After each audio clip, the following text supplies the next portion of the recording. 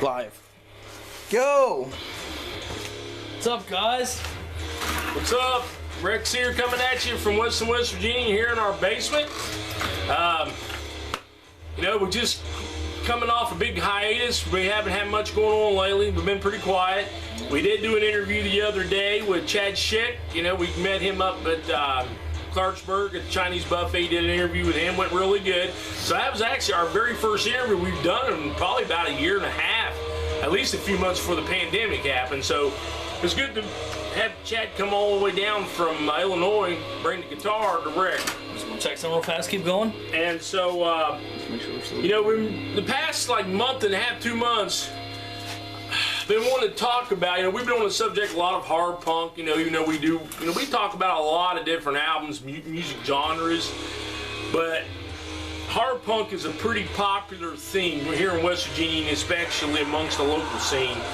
And as you can hear, we got playing in the background what I consider the greatest hard punk album of all time. Now, that's a pretty big claim. I know a lot of people say, what are you talking about? The greatest hard punk album of all time. You got the Misfits, you got Blitzkid, you got, I mean, there's so many bands out there, hard punk. Why would you consider Silent Horror the greatest hard punk album of all time? Well, I'm going to fucking prove it to you. We're going to walk through the history of this album because we've been, I've been really interested in this album really for the past like 2-3 years, and the more you listen to it, the more you love it. It builds, it builds this ecstasy. It's like it continues to get better and better.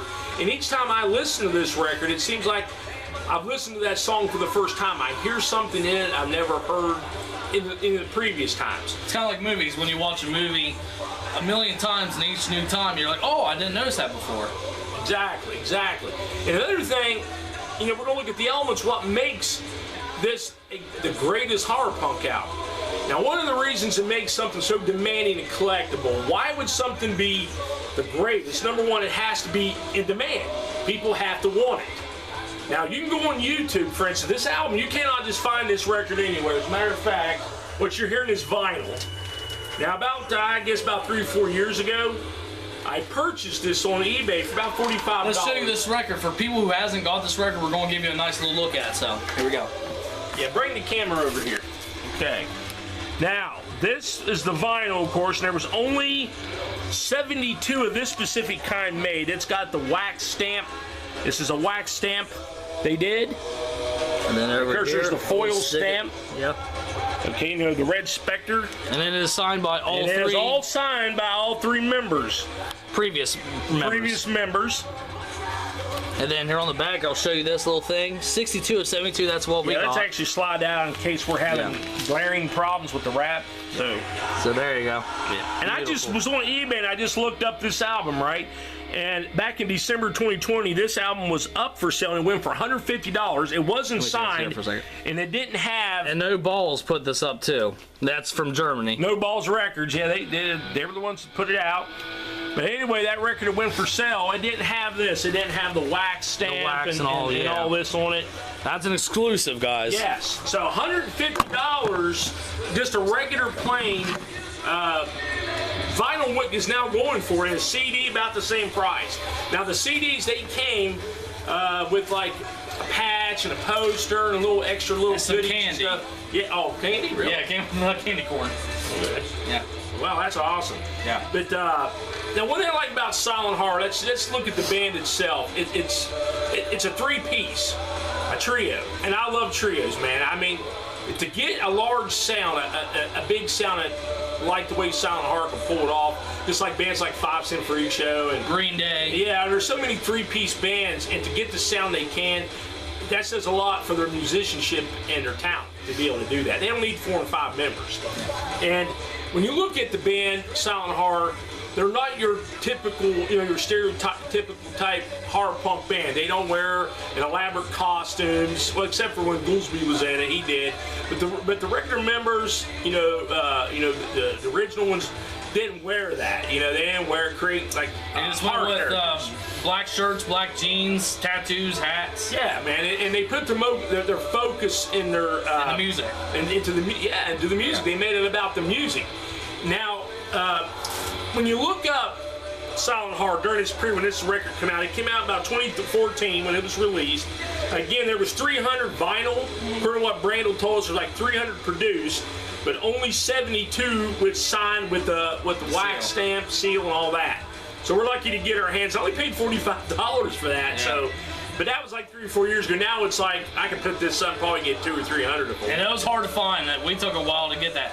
Back to the costumes thing. Actually, here's a little thing we learned from the Rick Retreat interview. Back in the early days when they first started, they looked like misfits, right? Like from the Michael Graves days. So they said they really liked Doyle, how he looked, so they kind of had the Doyle look. And they said it just kind of didn't feel right, so they kind of moved away from the look and just focused on the music more, stuff look. So. Right.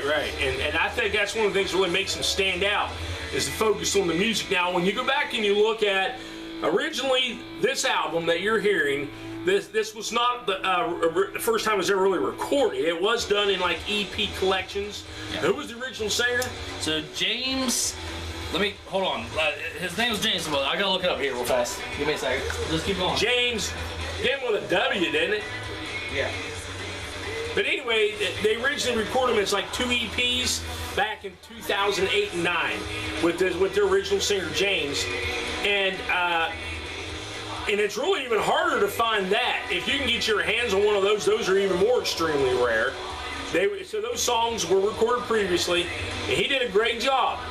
But unfortunately, I don't know the history of what happened. The band kind of broke up, ended not too long after that, and then I guess they wanted to reform about 2013.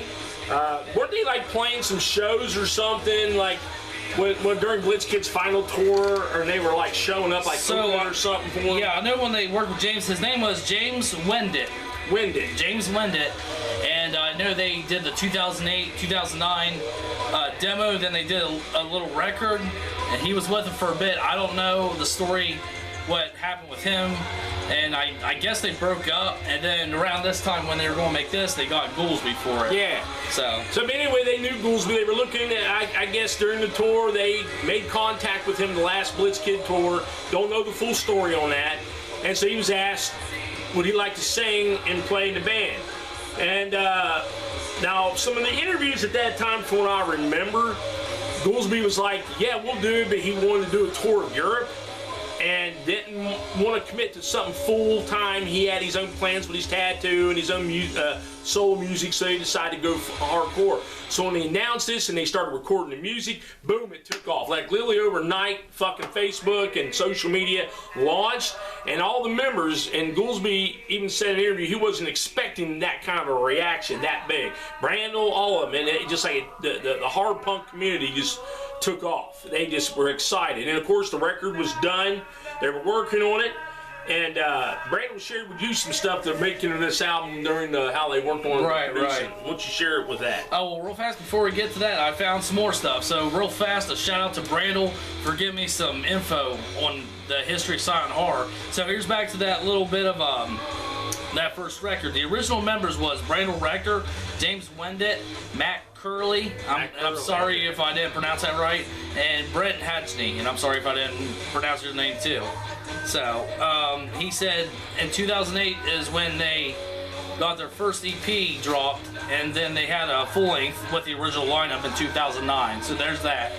That was the question you asked me about this about the production of this record when they started going at that. And we do know one of the things I remember that Ricky was sharing with me, what Brandel said, that he really wanted to tweak this record and get it sounding good, and also Goolsby had a hard time singing at a higher scale. Yeah, and he couldn't. His voice wasn't able to do it, so he had to bring the record down as it was originally sung.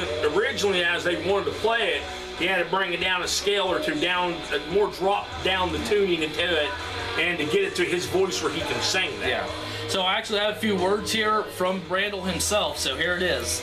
In 2015, the remake took about 2 weeks to redo everything. We didn't have the masters of recordings for the first EP, so Brett and I had to go in and redo all the drums and guitar and everything for the songs. Equilibrium, Beware, Bride to Be, and Son of Frankenstein and Violent Side were the songs that had to redo from scratch. We used all the original drums from 2009 recordings. but mixed differently to match the sound of the new songs. We had to rework. We had to re-record. We did all the guitar over because Steve couldn't sing in the E flat. It was too high for his vocals, and his range wasn't broad enough, so we had to go in and redo all the guitar work for an entire step down, so he gets to hit those notes. That's why the 2015 isn't a lot heavier, because it's not in the higher tuning. It says the dude that actually did the recording redid all the bass work for us as well. So the bass you hear in the record actually was done by our studio producer. And then I typed out all the lyrics and on the sheets. We went through with a highlighter and highlighted all the vocals that needed double track layering, and also we used different colors on different sections that needed harmonies, and had to kind of go in and make sure the harmonies were right. The mixing and mastering took quite a while because I kept resending it back to tweak little things here and there. But in the end, it turned out really killer. Definitely like raw sound of the 2008 and 2009 originals. So there you go. There's a little bit for you on the... Yeah, straight from Randall himself. Now, you know, for it being... They had to drop it down for him.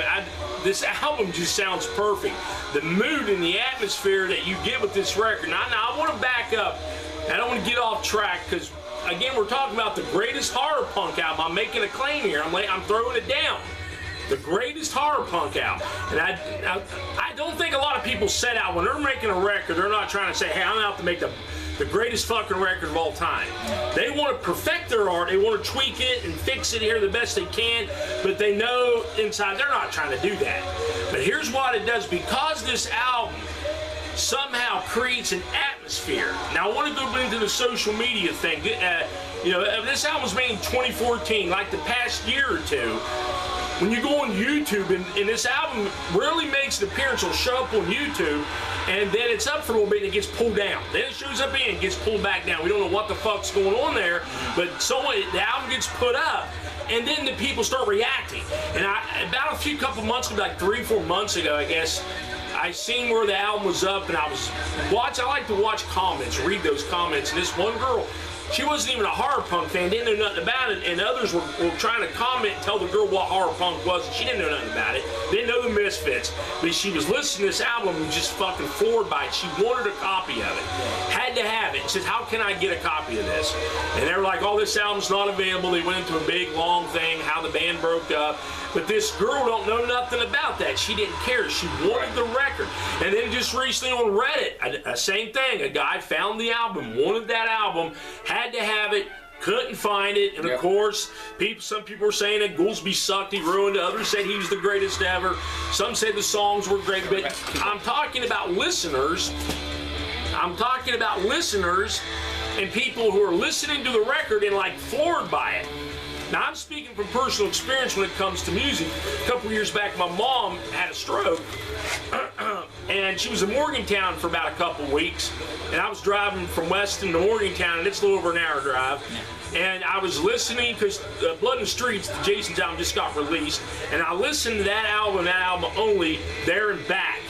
And I was so emotionally fucked up from my mom's stroke. Yeah, I was torn up. And something about that record was therapy, was getting me through that. Right. It was helping me, it giving me the strength to go in and see my mom, make the trip home, and every day and back I was listening to that record, and it helped me. And I don't think that Jason's ever thought when he recorded that record it was going to be that way. And I think any band doesn't think that way. But at that point, when music creates an atmosphere and a mood and emotionally taps into your soul, then the music no longer becomes, it's no longer property of the band. It becomes that of the fans. The listener loves it, they want it, they covet it so much, but when it's not available, it makes them want it more. So when they're digging and wanting it, it becomes valuable, they gotta have it. Availability and demand is what creates something coveted and wanted. And that's where this record really starts to assume. You can get the Misfits' Famous Monsters or American Psycho. You can get, well, even Blitzkid's music you can't really get. But most of your average, and Glenn Danzig's music you can get it. but you can't get this. Yeah. Now, first of all, the music is loaded with harmonies. This record, there's not a weak song on it. There's no fillers but killers. Yeah. There's none of that. There's none but killer tracks on the whole album. And it's loaded with melodies and harmonies. And I remember in an interview where I think where Goolsby or Brandel one was saying that, because Goolsby had a punk rock background. He was mainly influenced by punk. Brandel had punk.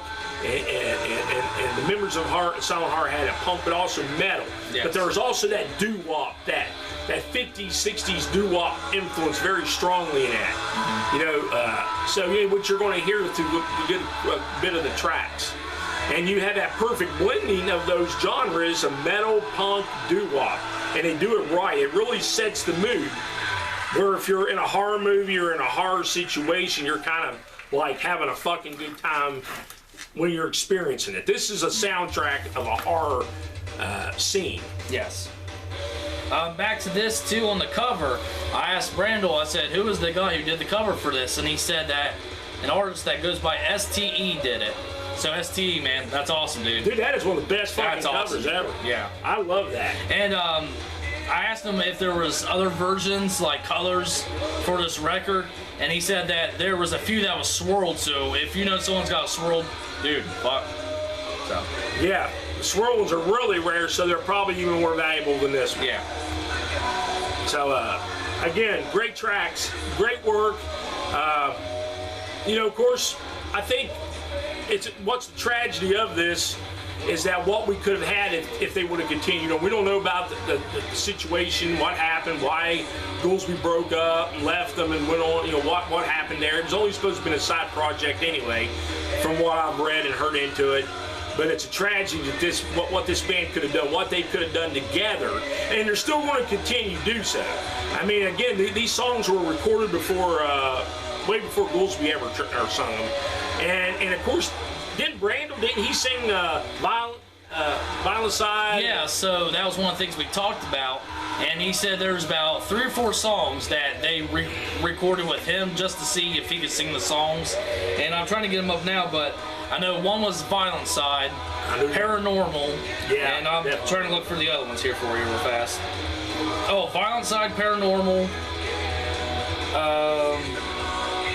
there's like 2 other ones. I can't find them at the moment, but yeah. Yeah, he did them about a couple years ago. He had them up like on YouTube and shared them for a while, then they got pulled back down. And he was even, he printed merchandise with the Red Spectre. And we actually got some of the pre-orders, got the shirts. Boom. That's one of them. And then there's one called Silent Heart with the full body shot of the Red Spectre. He put that up, and then I guess there was some more legal action over the artwork, and so it had to be pulled down. Merch no longer available for that. Right. But definitely, I think they were trying to do a comeback with Brandel's vocals. Now, you can find some live shows and once you flip the record over, man, we'll do side 2. You can definitely catch some live shows on YouTube with Brandel singing on vocals, and holy fuck, man, his vocals are right up there on par, and maybe in some ways even better than what Goolsby's was. Brandel, of course, was the drummer for Silent Horror, and now he has now become the front man, the vocalist for it. And he's done a wonderful job. From what I've heard of it, he's got a great set of pipes on him, man. Yeah, man. And so he's definitely don't need to be no one's back seat or anybody, even the Goolsby. I mean, these songs are great songs. And I don't want to give credit too much to one individual. Right. I want to give it to the band because it was there before Goolsby came forward and ever sung with them.